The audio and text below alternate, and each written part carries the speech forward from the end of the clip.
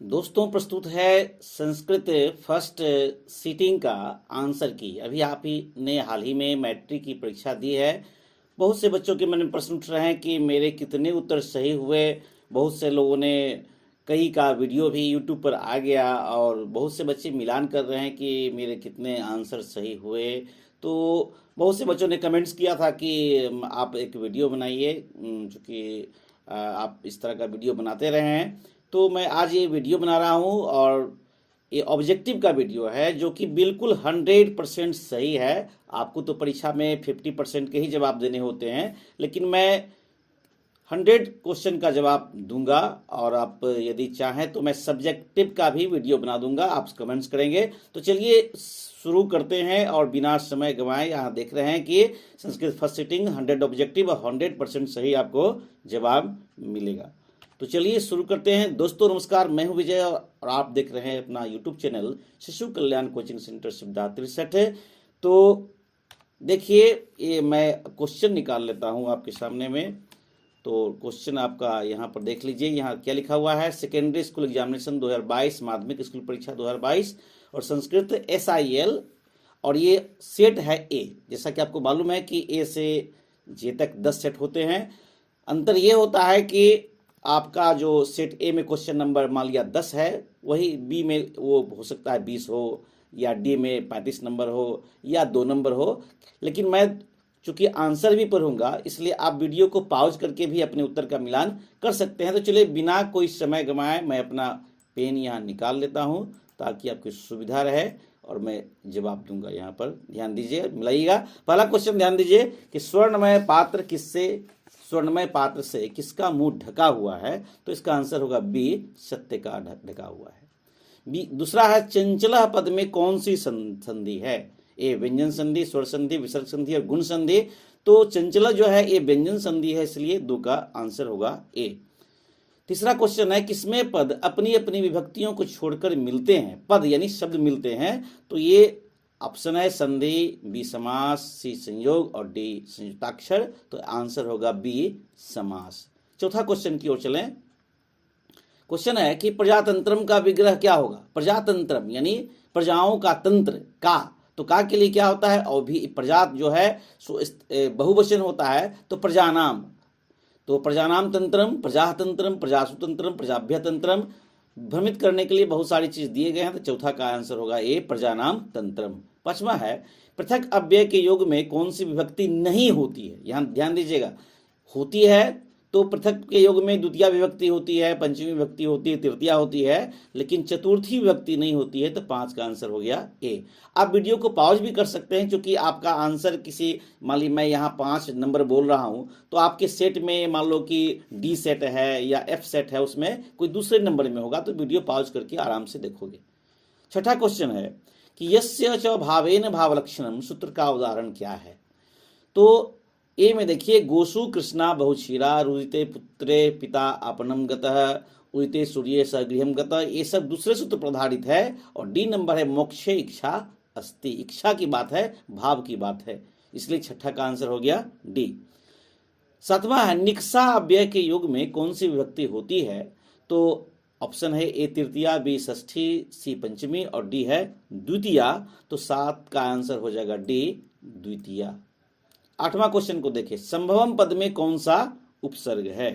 तो ए है सम। अब देखिए, सम यहीं से शुरुआत हो गई।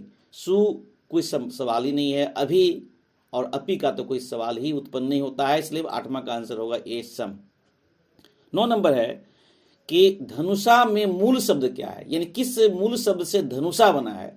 तो धनु जो है हिंदी का शब्द है, और धनुष ये देख रहे हैं हलंत। बी नंबर, सी में केवल धनुष दे दिया है, हिंदी का शब्द है। और डी धनुषः, ऐसा मूल शब्द नहीं हो सकता है। तो 9वां का आंसर होगा बी, धनुष। इन धनु शम मूर्धन श में हलंत। 10 है, 10वां का क्वेश्चन है ये, 10 नंबर बल्कि, कि अस्थि किस धातु का रूप है। किस धातु से बना है अस्थि। तो ए है अस, बी है भू, सी है अद और डी है आस। तो आंसर होगा ए, अस धातु। 11वां क्वेश्चन चले, मथ जो अक्त्वा, अक्त्वा में कौन सा अव्यय बनेगा। जो मेरे बच्चे पढ़ रहे होंगे इसका आंसर बिल्कुल जानते होंगे कि अक्त्वा मैंने पढ़ाया था कि त्वा शब्द निकलेगा अंत में, तो क्या होगा, ए में मथनम है, बी में मथित्वा है, सी मथन है और डी में मथितम है, तो 11 का आंसर हो जाएगा बी मथित्वा। 12 नंबर में चलें कि सर्वदा में कौन सा तद्धित प्रत्यय है, उपसर्ग और प्रत्यय, प्रत्यय जो बाद में लगते हैं, था, दा, थाल, थम, तो ये दा जो है सर्वदा में लगेगा, यानी 12 का आंसर हो जाएगा सी। 13 नंबर क्वेश्चन चले, रजगा का स्त्रीलिंग रूप क्या होगा। रजगा का होता है ए रजका, बी रजकनी, सी रजकिन, डी रजकी, तो डी आंसर होगा 13 का डी रजकी। 14 नंबर क्वेश्चन की ओर चलें, अनोरणियान खाली जगह महियान, पहला ही मंगलम पाठ का है, पद्यांश के रिक्त स्थान में कौन सा पद होगा, तो ये अनोरणियान महतो महियान, बी जगतो, सी जंतो, डी विततो, तो 14 का आंसर हो गया ये महतो। 15 नंबर क्वेश्चन है कि मंगलम पाठ में कितने मंत्र हैं, ए 8, बी 5, सी 10 और डी 3, तो 15 का आंसर क्या हो जाएगा, बिल्कुल सही आपने सोचा, 5 मंत्र हैं बी। 16 नंबर में चलेंगे कि पटना में हमेशा युद्ध, आग और बाढ़ का भय रहेगा, किसने कहा था ये, ए भगवान बुद्ध, भगवान महावीर, सी चंद्रगुप्त मौर्य, डी मेगास्थनीज, तो ये बात भगवान बुद्ध ने कहा था, इसलिए 16 का आंसर होगा ए। 17 काव्य मीमांसा के कवि कौन है, पाटलिपुत्र वैभव का प्रश्न है ये, ए दामोदर गुप्त, बी राजशेखर, सी पाणिनि और डी वर रुचि, तो इसका आंसर हो जाएगा, जल्दी बताएं, 17 का बी यानी राजशेखर। 18 नंबर क्वेश्चन की ओर चलेंगे, अलस कथा पाठ किस ग्रंथ से संकलित है, तो ऑप्शन है ए कीर्तिलता, बी पत्रावली, सी पुरुष परीक्षा, डी कृति पताका, तो 18 का आंसर हो जाएगा सी पुरुष परीक्षा, विद्यापति की रचना है ये। 19 अलस कथा कैसी कथा है, मतलब किस तरह कथा है, ए बाल कथा, बी हास्य कथा, सी धार्मिक कथा और डी व्यंग्यात्मक कथा, तो ये है व्यंग्यात्मक कथा, हंसी तो लगती है, उसमें व्यंग्य किया गया, व्यंग्य मतलब होता है कि हंसी के साथ जो है किसी का दोष के बारे में बताना, तो 19 का आंसर हो गया डी व्यंग्यात्मक कथा। 20 नंबर की ओर चलें कि अच्युत राय कहाँ के राजा थे, ए विजयनगर, बी राजनगर, सी तिरुविदांकुर और डी हस्तिनापुर, तो 20 का आंसर होगा ए विजयनगर। 21 जनक की सभा में कौन थी, आप वीडियो को पॉज कर सकते हैं अपने आंसर को मिलाने के लिए, वीडियो को पूरा देखेंगे, आप स्वयं बता सकते हैं कि मेरे कितने आंसर सही हुए। आपको 85 करने थे, लेकिन मैं यहाँ पूरे 100 का उत्तर बताऊंगा। 21 नंबर है क्वेश्चन कि जनक की सभा में कौन थी, ए मैत्रेयी, बी गार्गी, सी सुलभा और डी शीला भट्टारिका, तो 21 का आंसर होगा बी गार्गी। 22 मधुरा विजयम किसकी रचना है, ऑप्शन देखें, ए तिरुमलांबा, बी क्षमाराव, सी गंगा देवी और डी पुष्पा दीक्षित, तो 22 का आंसर होगा सी गंगा देवी।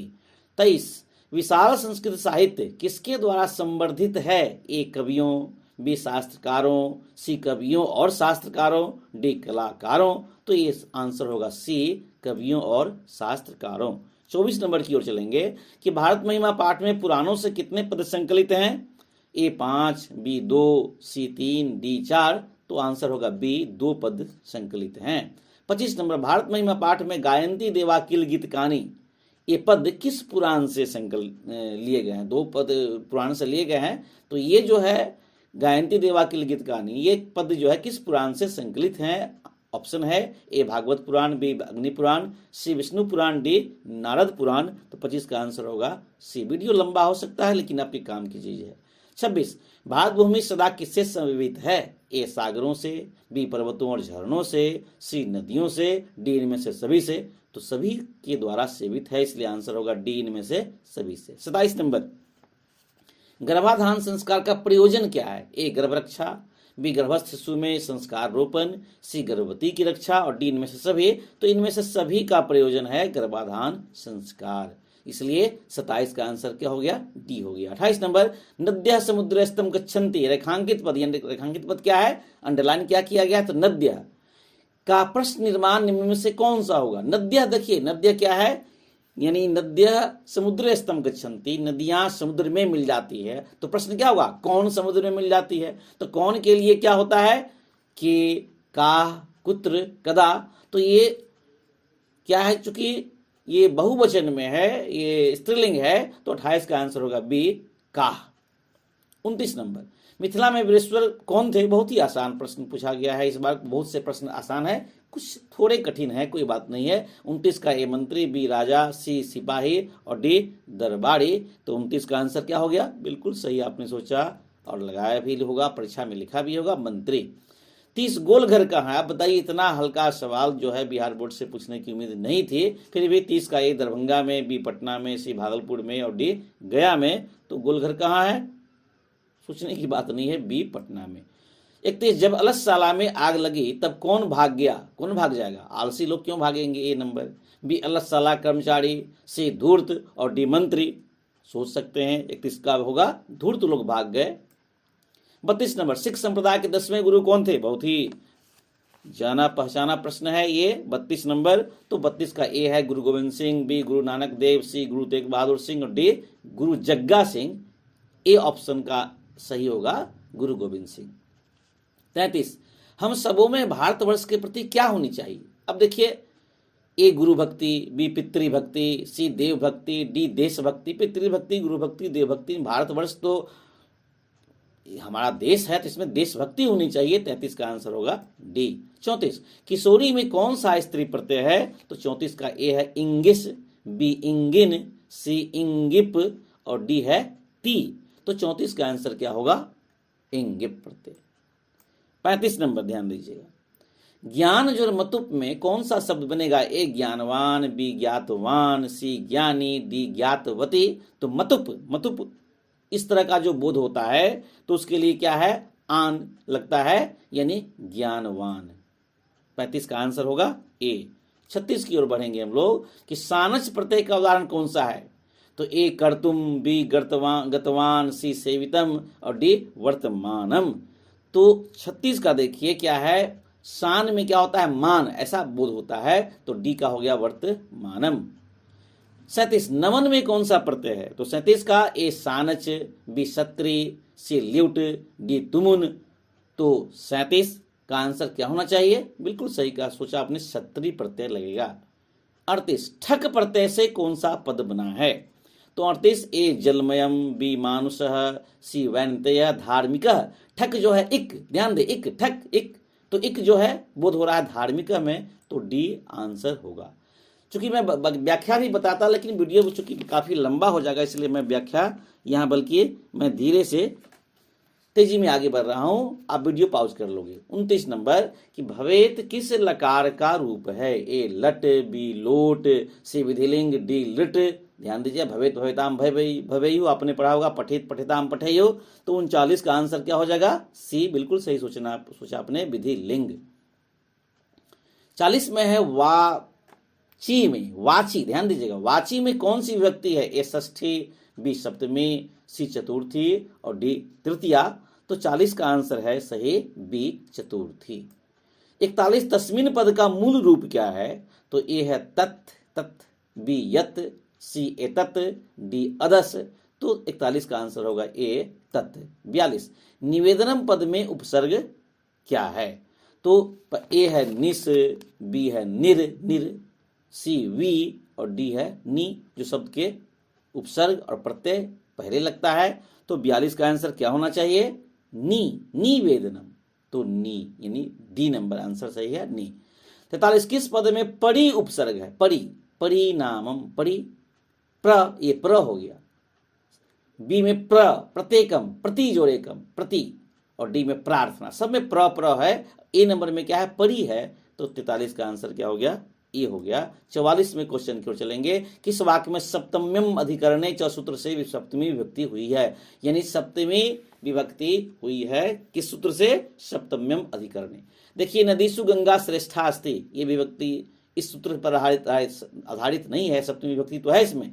बी तिलेषु तैलम भवति, तिलों में तेल होता है। सी आगते रामे मोहनम गृहगतः रूयते पुत्रे पिता वनम जगाम।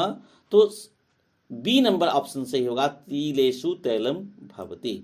45 क्वेश्चन नंबर देखिए, अनंतरम अव्यय के योग में कौन सी विभक्ति होती है? ए है तृतीया, बी है षष्ठी, सी है चतुर्थी, डी है पंचमी। तो 45 का आंसर होगा डी यानी पंचमी। 46 है पक्षी वृक्षम उपवसति, वाक्य किस सूत्र का उदाहरण है? ए उपानवंध वांगवशः, बी अभिनिविशश्च, सी है अधि सिंह स्थानसाम कर्म और डी कर्मणि द्वितीया। तो इसका आंसर सही आंसर होगा ए उपान वद्वांग वशः ए। 47 उक्त कर्म में कौन सी व्यक्ति होती है? 47 नंबर ध्यान दीजिए, पहला है ए सॉरी ये जो ऑप्शन है ए बी सी डी में है, तो ए पंचमी, बी प्रथमा, सी षष्ठी और डी है तृतीया। तो 47 का आंसर होगा बी प्रथमा। उक्त में उक्ते कर्मणि प्रथमा। नीलकंठ में कौन सा समास है? बहुत ही आसान है, बिल्कुल आसान है। ए कर्मधार है, बी तत्पुरुष, सी बहुब्रीहि और डी है द्वंद्व। तो क्या आंसर होना चाहिए? बिल्कुल सही सोचा आपने, 48 का आंसर होगा सी बहुब्रीहि, जो समान अर्थ को छोड़कर के विशेष अर्थ देता है, यानी नीलकंठ भगवान शंकर को कहा गया है। 49 किस पद में द्विगु समास है? संख्या पूर्वो द्विगु मैंने पढ़ाया था बहुत से बच्चों को कि संख्या के पहले द्विगु समास है। राष्ट्रपति कोई संख्या नहीं है, राधा कृष्ण कोई संख्या नहीं है, गजानन कोई संख्या नहीं है और डी सप्तपदी, इसमें सप्त मानी 7 होता है। तो डी आंसर हो गया 49 का डी। 50 की ओर चलेंगे। किस समास का उत्तर पद प्रधान होता है? उत्तर माने होता है बाद, बाद वाला पद किसका प्रधान होता है? तो ऑप्शन देखें, ए तत्पुरुष, बी क्रमधार है, सी द्विगु, डी अव्ययी भाव। अव्ययी भाव में पूर्व पद प्रधान होता है, द्विगुज में संख्या वाली बात है, बी क्रमधारय वाली बात है और ए होगा तत्पुरुष। 50 का आंसर क्या होना चाहिए? ए तत्पुरुष। 51 अलसा नाम कथा का समस्त पद क्या होगा? बहुत ही आसान है। अलसा नाम कथा यानी अलस कथा, यानी ए कथालस, बी अलस कथा, सी आलस कथा, डी आलसा कथा। थोड़ा थोड़ा अंतर कर दिया है भ्रमित करने के लिए। मैं समझता हूं कि आप भ्रमित नहीं हुए होंगे। 51 का आंसर बी लगाए होंगे, अलस कथा। 52 नंबर तन मध्य पद में कौन सी संधि है? तन मध्य, तत् जोर मध्य यानी विसर्ग संधि, ए स्वर संधि, बी व्यंजन संधि, सी विसर्ग संधि, डी अयादि संधि, नहीं बी व्यंजन संधि। इसमें व्यंजन तत् जो है तो में हलंत आता है व्यंजन। 53 मुनि रयम में किन किन वर्णों की संधि हुई है? मुनि रयम, मुनि मुनि मुनि, ध्यान दीजिए, मुनि जोर अयम, ये 100 जोर अ बताया जा रहा है। ए में, बी में रो जोर ओ, कोई सवाल ही उत्पन्न नहीं होता। रो में अ मिलेगा तो रा हो जाएगा। रो हलंत जोर आ, डी विसर्ग जोर अ, मुनि जोर अयम, यानी डी आंसर हो गया। 54 पित्रादेश का सही संधि विच्छेद क्या है? पित्रादेश, पिता का आदेश। 54 पिता को क्या कहते हैं? पितृ, इन पितृ जोर आदेश है, बी पितृ जोर आदेश है। पिता तो होगा ही नहीं, संस्कृत का शब्द है। पितृ जोर आदेश है यानी पितृ जोर आदेश, पित्रादेश। री और आमिल के त्रा, ऐसा हो जाता है। 55 नंबर निह जो रोगा की संधि क्या होगी? निरोगा होगी। अब देखिए भ्रमित करने के लिए निरोगा, दीर्घिकार, हर्षिकार, निरोग, केवल निरोग करके छोड़ दिया गया यहाँ पर भ्रमित करने के लिए कि बी और सी में क्या ऑप्शन लगाए और डी में है निस्रोग। ये मूर्धन्य स्वर की क्या जरूरत है भाई? तो बी होगा 55 का बी निरोग। 56 नरेशा किस संधि का उदाहरण है? नर जोर ईसा, विसर्ग संधि होगा नहीं, व्यंजन होगा नहीं। ये वासरी, ये क्या संधि हुई? और बी नंबर स्वर संधि। 56 का बी आंसर सही हुआ। 57 नंबर पे चले हम लोग कि किस समास का प्रथम पद नकारात्मक होता है? नो यानी द्वंद्व, द्विगु, अव्ययी भाव। सी है नई समास, तो नई समास माने नो माने नई। 57 का आंसर हो गया सी। 58 बही, बही अव्यय के योग में कौन सी विभक्ति होती है? तो ए पंचमी, बी षष्ठी, सी सप्तमी, षष्ठी और सप्तमी। बही माने बाहर, तो बाहर जो अलग होने के अर्थ में जो है पंचमी विभक्ति होती है। तो 58 का आंसर हो गया ए पंचमी। 59 भित्रार्थानाम भय हेतु सूत्र का उदाहरण कौन सा है? भय और जो है उससे दंड की बोध में जो है क्या होती है? पंचमी विभक्ति होती है। तो ए ऑप्शन दिया है पितामहात प्रजा प्रजायन्ते, बी रामः शिक्षकात पठति, बालः सर्पात बिभेति, में डरना और डी सह विद्यालयात गृहम गच्छते। तो 59 का आंसर आपने सही सोच लिया होगा सी बालः सर्पात बिभेति, लड़का सांप से डरता है। 60 वी उपसर्ग किस शब्द में है? वी वनिता, वी है ही नहीं इसमें। बी विवाह, सी विद्वान, वी द्वान अलग करेंगे तो कुछ होगा नहीं। डी विदितम, वी अलग करेंगे, दितम कोई शब्द है नहीं। वी जोर वाह और बी जो है क्या होगा? सही आंसर होगा विवाह। चूंकि मैं व्याख्या नहीं कर पा रहा हूं, चूंकि मैं चाहता हूं कि जल्दी से इसका जवाब दूं, वीडियो लंबा हो जाएगा, फिर आप वीडियो देखने में इंटरेस्ट नहीं लेते हैं। 61 अंत्येष्टि संस्कार कब होता है? ए मरणोपरांत, अंत्येष्टि नाम ही है, अंत्येष्टि हो गया, करना है उसके नहीं, मरने के बाद। बी शैशवावस्था में कैसे हो सकता है? सी वृद्धावस्था में, और डी गृहस्थाश्रम में। तो 61 का हो गया आंसर ए मरणोपरांत। 62 जन्म पूर्व कितने संस्कार होते हैं? जन्म पूर्व 17 संस्कार है, पढ़े होंगे। ए 5, बी 6, सी 3 और डी 1। तो 62 का आंसर क्या होगा? सी 3। और 63 समावर्तन संस्कार का उद्देश्य क्या है? गुरु गृह से गृहस्थ जीवन में प्रवेश करना, वेदारंभ करना, गुरु के पास जाना, डी शिक्षावसान, शिक्षा की समाप्ति। तो 63 का आंसर हो जाएगा ए गुरु गृह से गृहस्थ जीवन में प्रवेश करना। 64 किस संस्कार के साथ लोग वास्तविक गृहस्थ जीवन में प्रवेश करते हैं? तो 64 ए उपनयन, बी विवाह, सी केशांत और डी गोदान। तो आंसर क्या होगा? 64 का हो जाएगा बी, यानी विवाह के साथ जो है लोग गृहस्थ जीवन में प्रवेश करते हैं। 65 नीति श्लोक का पाठ किस ग्रंथ से संकलित है? ए विदुर नीति, बी शुक्र नीति, सी चाणक्य नीति दर्पण और डी नीति शतक।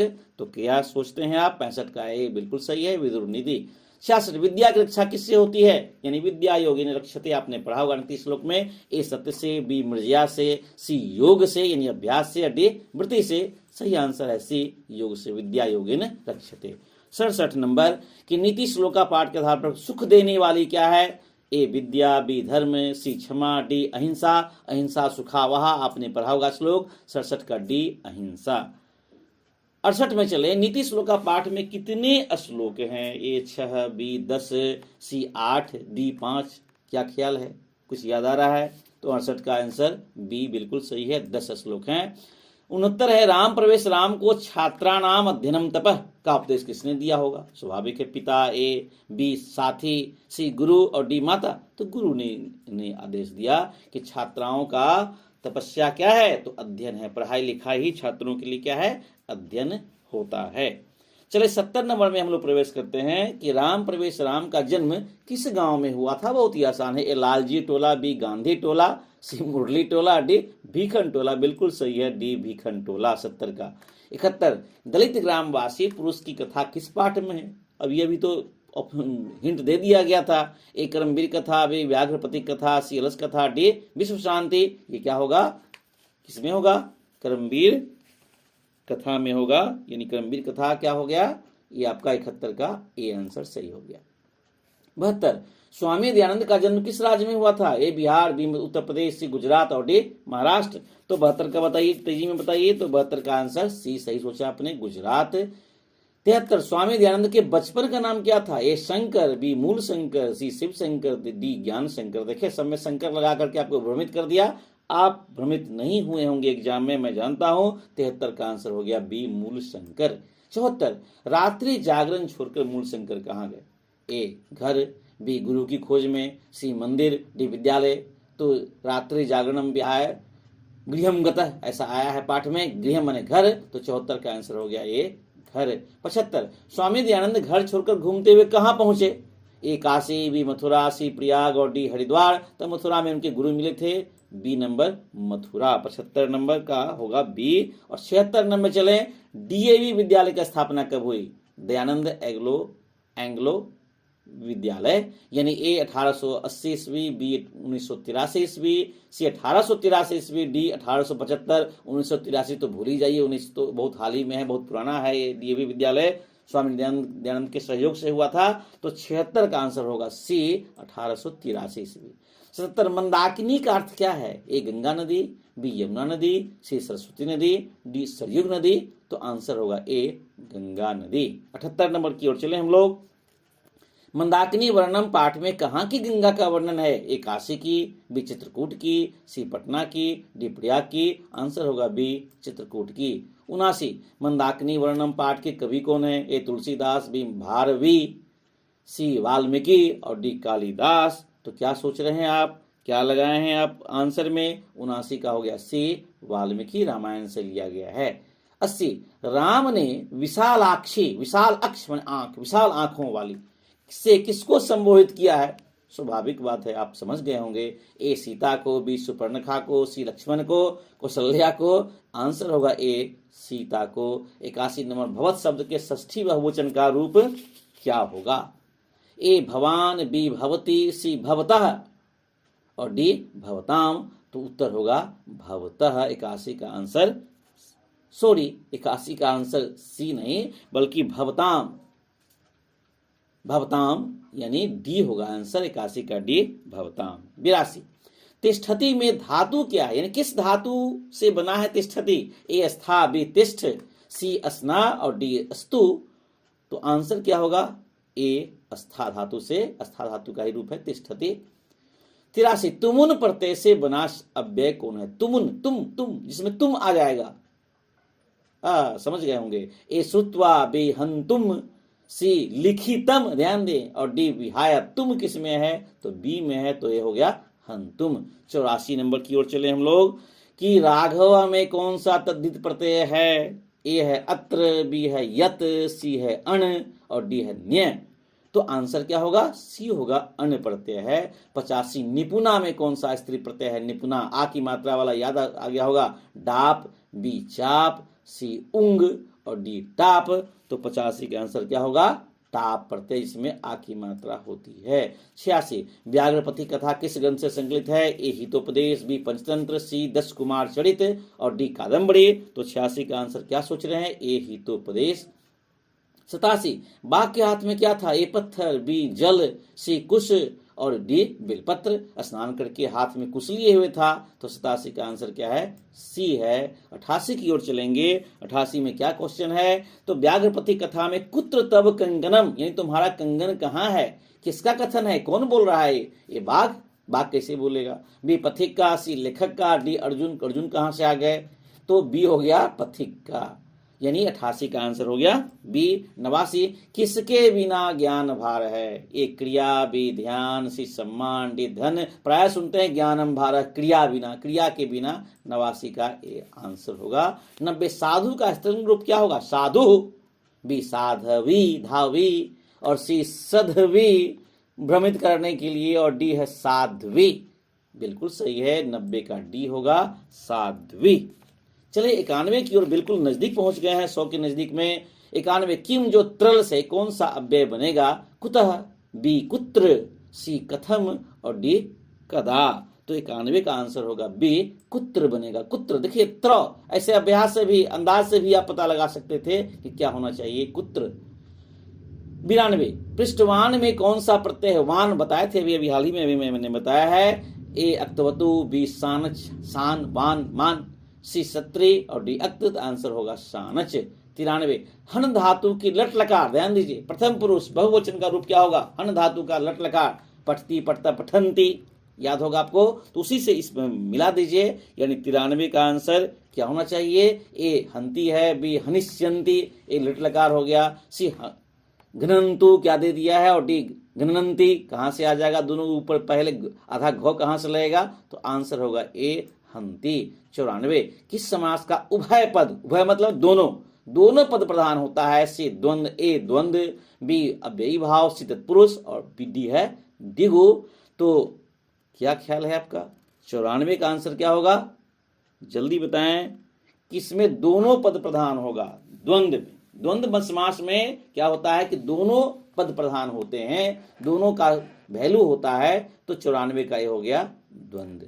95 किस पद में स्वर संधि है? ए शयनम, बी सुबंतः, विसर्ग लग गया, स्वर संधि की कोई सवाल ही नहीं है। सज्जन कहां से होगा? विसर्ग लग गया। और निर्धन कोई सवाल ही उत्पन्न नहीं होता है, तो भ्रमित करने के लिए दे दिया गया था। से जोर अनम होता है शयनम। 95 का ए। 96 की ओर बढ़ेंगे हम लोग कि कंगनम का संधि विच्छेद क्या होगा? कन जोर कनम या कम जोर कनम, कम जोर अकनम, कोई सवाल उत्पन्न नहीं होता, अ आएगा ही नहीं। और डी कन जोर अकनम, ये बी, सी और डी तो होगा ही नहीं। चूज करना है आपको ए और बी में से, तो आंसर रहा बी कमजोर कनम। 97 नंबर बिल्कुल नजदीक है, 3 ही बचे हुए हैं। एतत् जो श्रुत्वा की संधि क्या होगी? एतत् श्रुत्वा, ध्यान दीजिएगा क्या लिखा हुआ है? एतत् श्रुत्वा, 6 में रहो, सी में एत श्रुत्वा, एत श्रुत्वा, और डी में श्रुत्वा एतत्। ये तो डी बिल्कुल हटा दीजिए इसको दिमाग से। अब 3 में से क्या चुनिएगा, इतत जो श्रुत्वा, इतत श्रुत्वा हो जाएगा, यानी 97 का आंसर क्या हो गया, ए पहला ही आंसर। 98 कर्णस्य दानवीरता पाठ किस ग्रंथ से संकलित है, ए कर्ण भाग रूपक से, बी प्रतिमान नाटक, सी बाल महाभारत, सी पुराण।